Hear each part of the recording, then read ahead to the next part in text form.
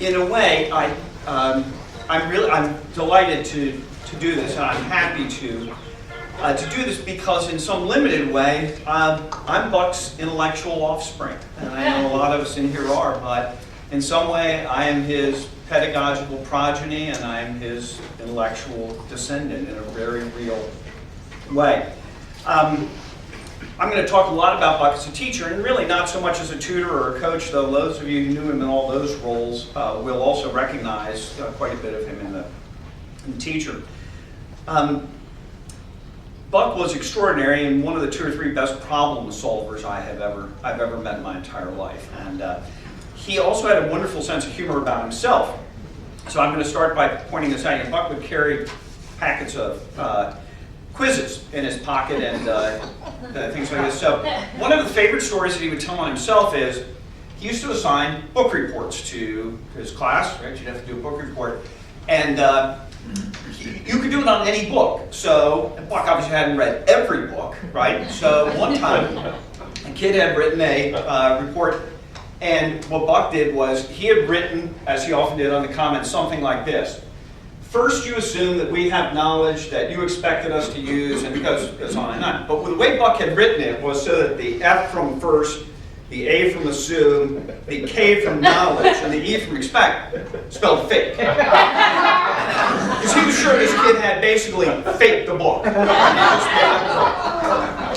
So Buck gets the kid, and he said, I got a few questions about your book. I need to ask you about, whatever it is. And the kid goes, oh, I got a copy of it right here. And had the book. So Buck always, he said, I had set this up perfectly, and sure, that was actually a book.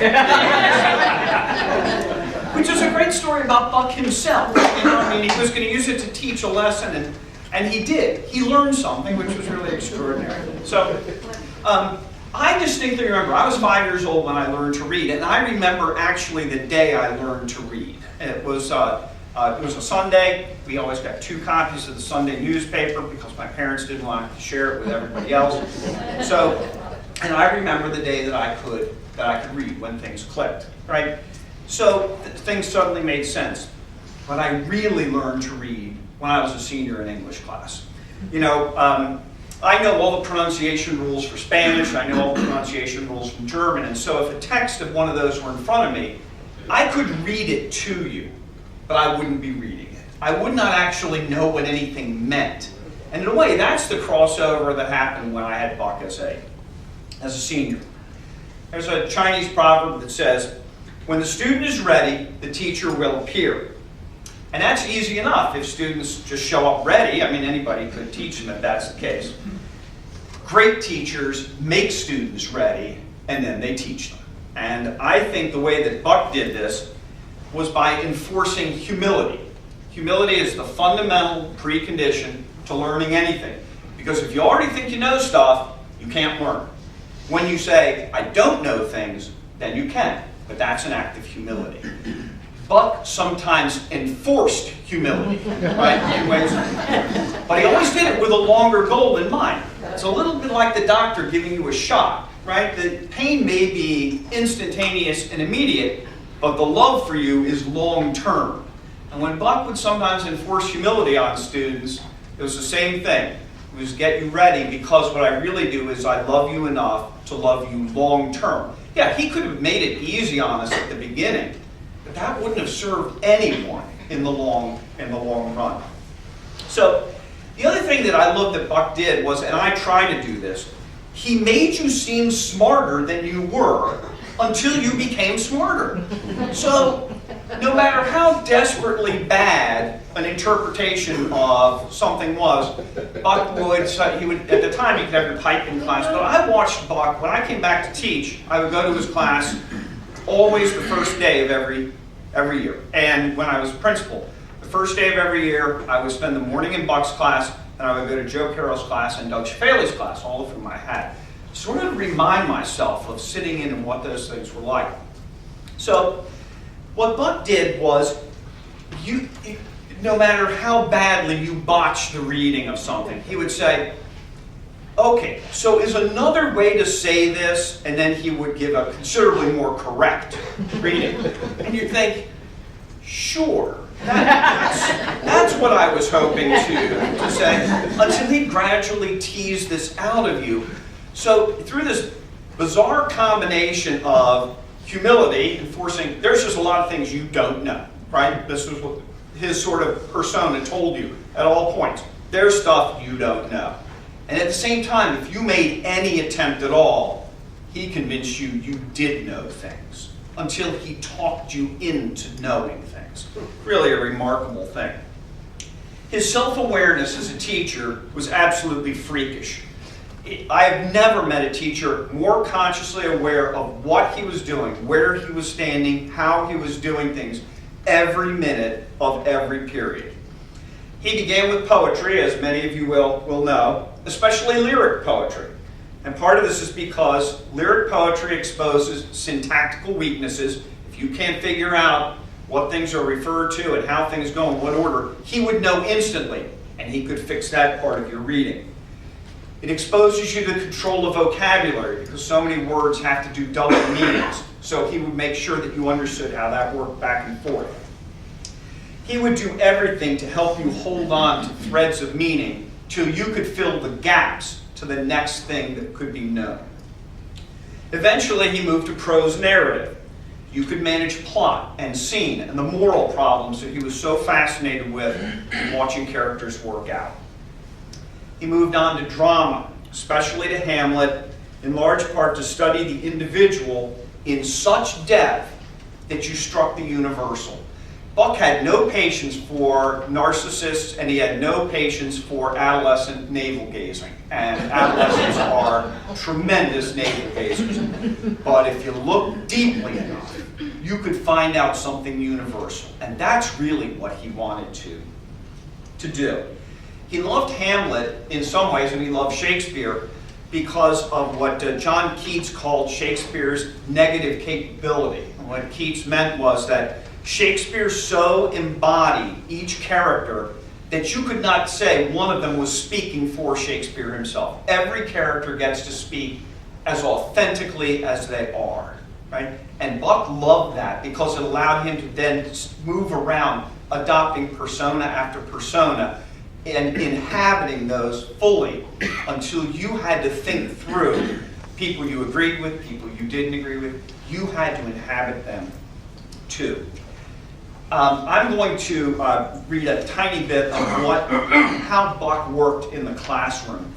To tell you, this is I'm reducing a complex subject to something way too simple, but it will give you a small sense of how Buck worked.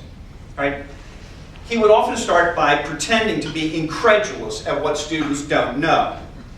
But that served to let students know how high his expectations were for them. He had enormous enthusiasm for what they did know. And he had utter certainty in his ability to make students into thinking beings. I think the two most abused phrases in all of educational discourse are critical thinking and higher order mental skills. Occasionally I will ask people when they try this on me, what exactly do you mean by teaching critical thinking? Right? So sometimes people will say, well, it means I teach them to reason. Okay, well, what does that mean? I mean, how do you do that? Well, I teach them to think critically. No, you're going in a circle. I want to know what you do. I know good teachers who cannot tell you what they are doing when they say they are teaching people to think critically. No one's against teaching critical thinking, right? It's like being, against, it's like being for air pollution. No one's for it, right? But it's complex. What do you mean when you say you're going to teach someone to think? Buck knew exactly what he was doing when he did this. Buck would say, what he would do was, he would tell you, you have to read with a kind of fanaticism that you would ordinarily reserve for protecting your teenage daughter at a Beastie Boys concert. Right? Then you take all the things that you've read and you group all the common elements together. And this is where Buck would let you do all sorts of crazy things. Anything that you thought might be common, he would allow you to put together so that you were developing ways to see patterns. Then what you did, you took all those similar things and you start splitting them up. Now how do I undo them? Right? How do I take them apart? And the last thing he would say is, You have to evaluate things according to some criteria which you will admit to, right? In other words, you just can't say, well, I think this is better than this, right? He would let you say that, provided you could say what the criteria was that you had done this by. You know, if you do that often enough, pay incredibly close attention, group things together by what's common, split them up then to re-separate them, and then evaluate things against one another, you'll teach yourself how to think in a very particular way. And that is what Buck wanted us to do. You know, lots of good teaching is a matter of context. And I think a good teacher at one level might be a disaster elsewhere. A good teacher might be appropriate for a certain time in the life of a school or a moment in school history. For example, the beginning of the school might require a different kind of teacher, a different type, than as the school matures and what it becomes. A great teacher can be dropped down anywhere, at any point in the school's history, in any context, and transform lives. I have known almost no great teachers, but I have known at least one, and that was Buck. He was an extraordinary paradox, and part of that I think appealed to both me, and I think it appeals to a lot of adolescents. As I said before, he was willing to drill deep enough into the personal to create the universal, right? And then you'd arrive at human nature, and you would know something. He understood that doubt and humility needed to be driven by knowledge and certainty in a kind of endless cycle. He was intently competitive, and he didn't care about grades. And he didn't care about the score. He cared about the process. He understood that you could build community or a team by caring about the individual. He was hyper aware of his teaching, but he couldn't find his glasses, his class rosters, or his grade sheets. He was restlessly intellectual. He was what I call a serial fanatic. He would decide on something. He wanted to know about freshwater fish, or he wanted to know about line play, or he wanted to know about hostas. And he would become obsessive and know everything there was to know about it. But that restlessness, there's a whole series of contemporary physics. Right? I mean, it goes on. And yet, even with that restless intellect, he found a remarkable stability in one place. One school, one classroom, one thing that he did. Right?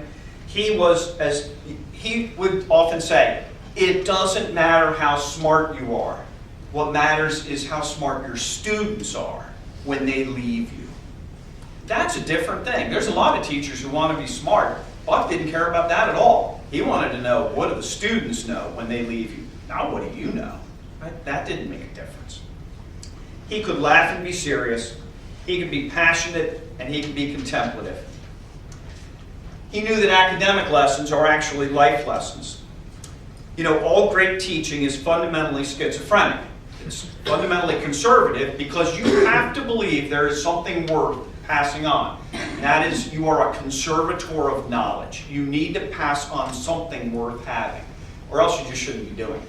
Right? At the same time, if all you do is teach people to genuflect to the past, you have not actually helped them at all. You've indoctrinated them, you haven't taught them. And Buck realized that sometimes you needed to do what Nietzsche called philosophy with a hammer. You need to start smashing things and see what happens and what won't be smashed. And once you find that, you may have found the essence of what's good and what's true and what's beautiful. And that was about that. And I mean, we could talk about Buck forever, but that is a tiny slice of the Buck that I knew and that had such an impact on me.